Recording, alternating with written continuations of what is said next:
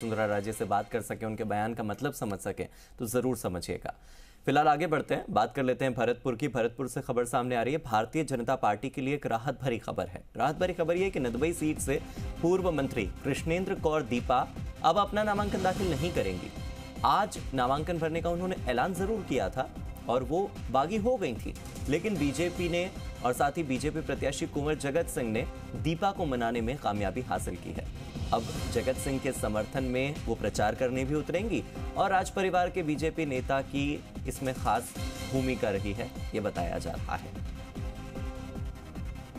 आपको बता दें कि कृष्णेंद्र कौर दीपा इससे पहले नदबई से न केवल चुनाव लड़ी हैं बल्कि जीती भी हैं और इस सीट पर उनका दबदबा कायम रहा है।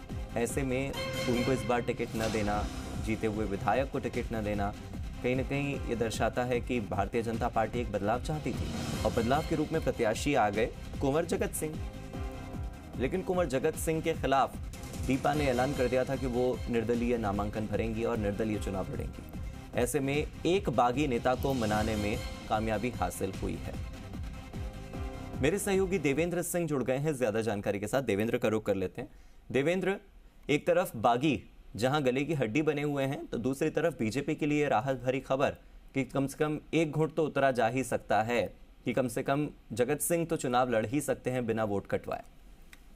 जी बिल्कुल हार्दिक, आप सही कह रहे हैं। भाजपा के लिए बड़ी राहत वाली खबर है, क्योंकि नदबई से जो पूर्व विधायक थी कृष्णेंद्र कौर दीपा, उन्होंने पहले नॉमिनेशन भरने का ऐलान किया था। उन्होंने कहा था कि मैं निर्दलीय चुनाव लड़ूंगी, पार्टी ने मेरा टिकट काटा है। लेकिन उनको मनाने में कहीं ना कहीं पार्टी और जो प्रत्याशी हैं जगत सिंह, वो दोनों ही कामयाब रहे हैं। और इसको पूरे घटनाक्रम में भरतपुर राज परिवार के एक राजनेता है जो भाजपा से जुड़े हुए हैं। हालांकि वो कभी चुनाव नहीं लड़े, लेकिन वो पर्दे के पीछे भाजपा की पूरी पॉलिटिक्स को मैनेज करते हैं। और उनका ये था कि अगर दोनों ही नेता चुनाव लड़ेंगे तो आपस में वोटों का जो बंटवारा होगा, जिसका फायदा कांग्रेस को मिलेगा। यही वजह रही कि कांग्रेस को हराना यहाँ बड़ा उद्देश्य बनाते हुए भाजपा ने कृष्णेंद्र कौर दीपा को मनाने में कामयाबी हासिल की है और इसका फायदा भाजपा को यहाँ मिलता हुआ दिखाई देगा। जी ठीक है देवेंद्र, बहुत बहुत शुक्रिया आपका इस जानकारी के लिए। और झुंझुनू